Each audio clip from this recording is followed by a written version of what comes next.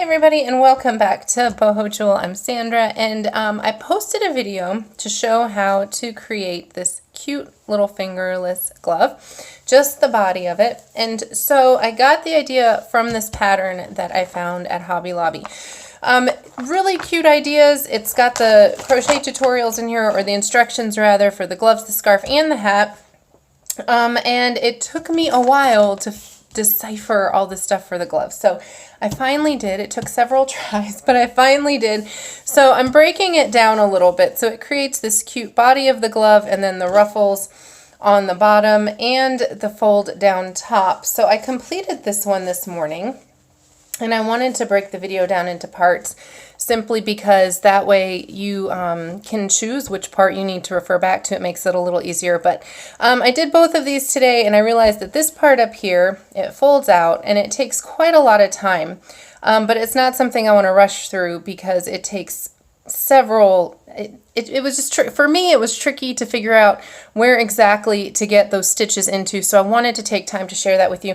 But right now, I'm going to share with you how to finish the bottom of this on this one right here to create that really pretty shell edging right there. So that's what I'm getting ready to show you right now as far as this part of the glove. And again, I don't know if it's just me that I struggle sometimes with some of the instructions. I mean, this is just a little free pattern, which is great.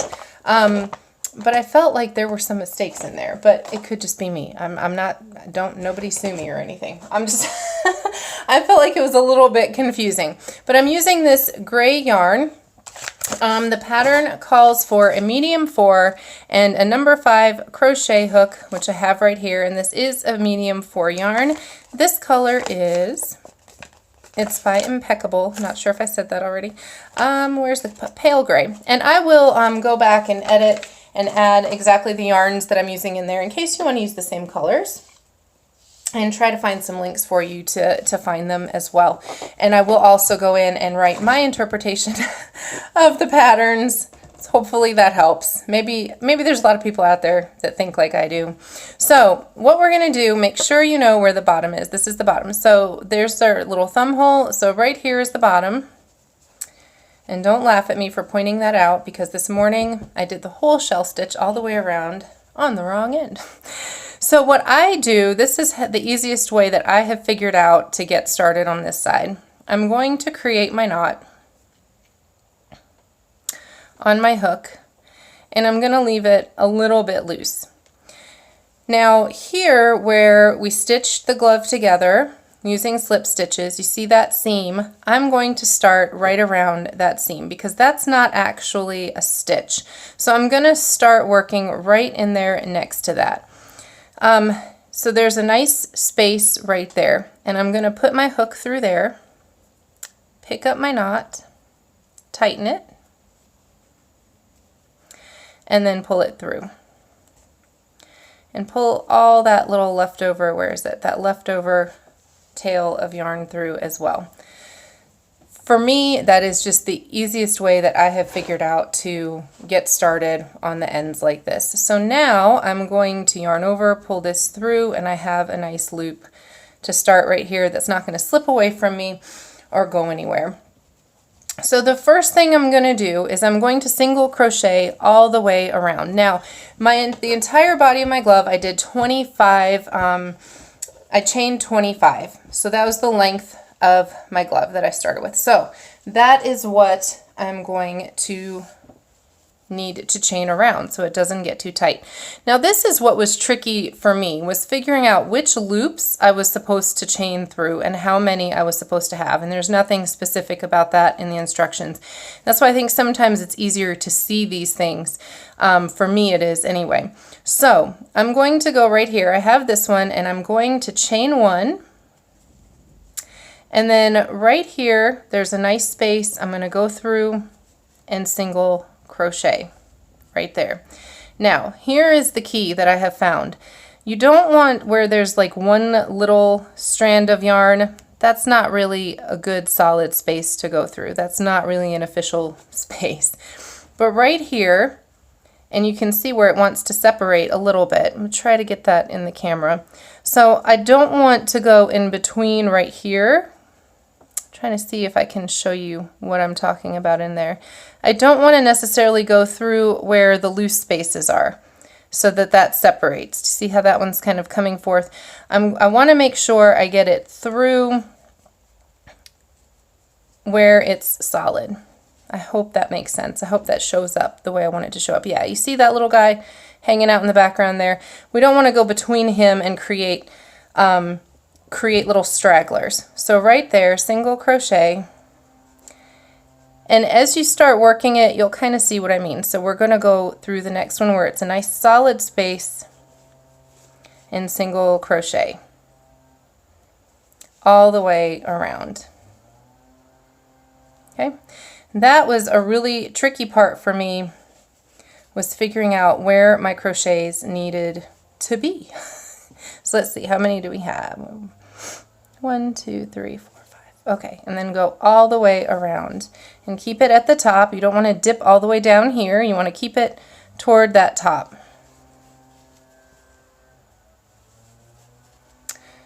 I am now hearing that they're cutting grass outside, so I hope that doesn't pick up on the video.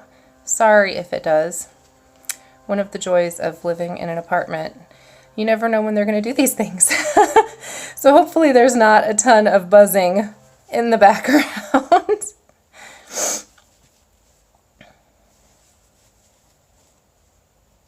Okay, let me count how many I have so I can make sure. 1, 2, 3, 4, 5, 6, 7, 8, 9, 10, 11, 12, 13, 14, 15. Okay, all the way around.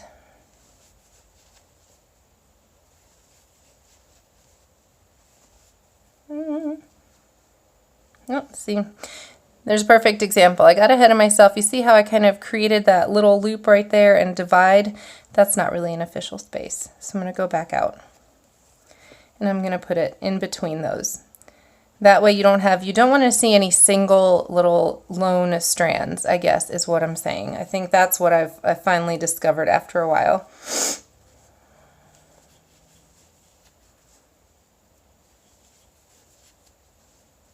Okay, so 5, 6, 7, 8, 9, 10, 11, 12, 13, 14, 15, 16, 23, yep, 24, and 25. So now we're at that last stitch. Now it looks like there's a really big gap there. Hang on. So, 4. Okay, now, here's what's happening. So this looks like we're putting them in a weird space, but remember this is the one we started at. So this is actually my 25th stitch, and it looks like we're skipping something here, but remember that's that seam that we created. So that's not an official stitch, that's the seam where we slip stitched the body of our glove together. So I'm going to tuck this guy out of the way a little bit, get him out of my way, and then to connect this to create a nice seamless stitch, I'm going to go right back through that initial stitch that I created with my knot, and I'm going to pull the yarn through and slip it right through that one right there. And now you have this really nice row of single crochet that you can work your pattern into. So I have this and I'm going to chain 1. All right. And now I'm going to, in the very next one, in the next single crochet right here, or in the single crochet stitch, I'm going to put a single crochet. Okay. Then I'm going to skip the next one, and I'm going to work into this one right here. And I'm going to do my shell stitch. Now this shell stitch called for 4 double crochets into 1 stitch. So our double crochet, you wrap the yarn around your hook, put it into that loop, pull the yarn through again, lift it up, pull it through 2, and pull it through the other 2, and that's your double crochet. And now because it's that shell stitch, we're going to continue working into that same loop, that same space. So again, wrap it around, pull it through the stitch, yarn over, pull through 2, pull through 2. So 4 all together. So wrap it around, into the same stitch, pull it through, through two, through two. Yarn over, make sure you stay in the same stitch, pull it through, pull it through. So now we've got those 4 double crochets in that one space. And now to anchor everything down, we're going to do a single crochet in the very next stitch right there. So go through and single crochet to anchor that little shell down. And then you just repeat that pattern all the way around. So now I'm going to skip this one and I'm going to do my shell into the next one. So double crochet, 1, 2, 3, 4, and then anchor it down with a single crochet, skip, double crochet into the next one 4 times. That's 1, 2, 3, 4, and anchor it down with a single crochet. Again, skip, double crochet,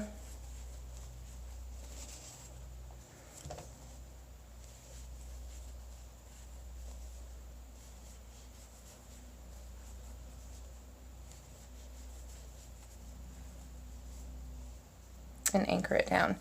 Now a shell stitch, you can modify this if you wanted to a little bit. A lot of times shell stitches will call for 5 double crochets into a single stitch. I've seen a couple where there are different skipping patterns as well. So really that kind of depends too on the kind of yarn you're using. So if you're using a thinner yarn, you might want to use more into each stitch, more double crochets into each stitch. But I find that it works pretty well for this one, for this weight of the yarn.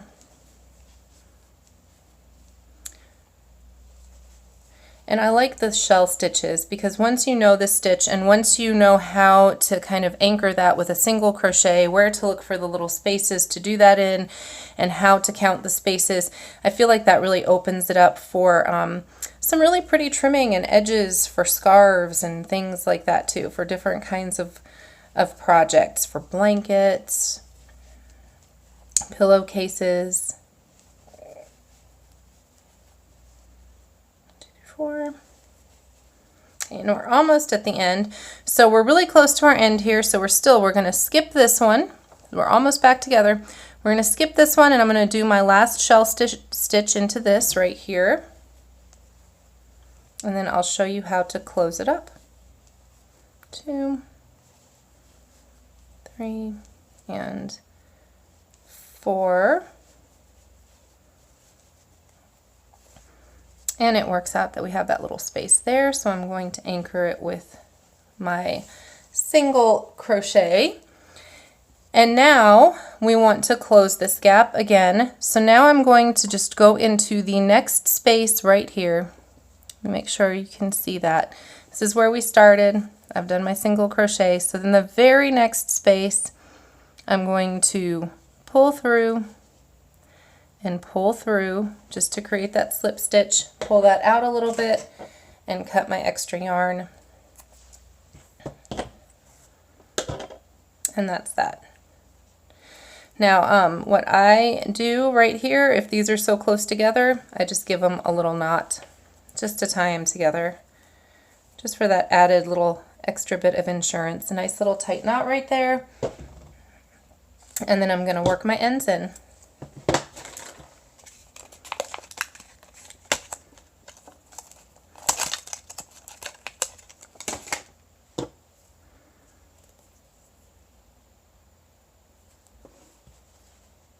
So just to work my ends in, I'm going to take the one first, and what I personally like to do is run it into the back, since this is the front of our glove.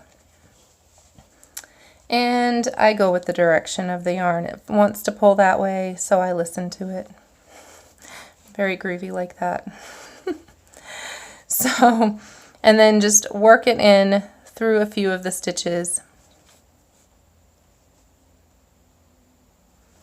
Just wiggle it through and hide it. And same thing with the other one.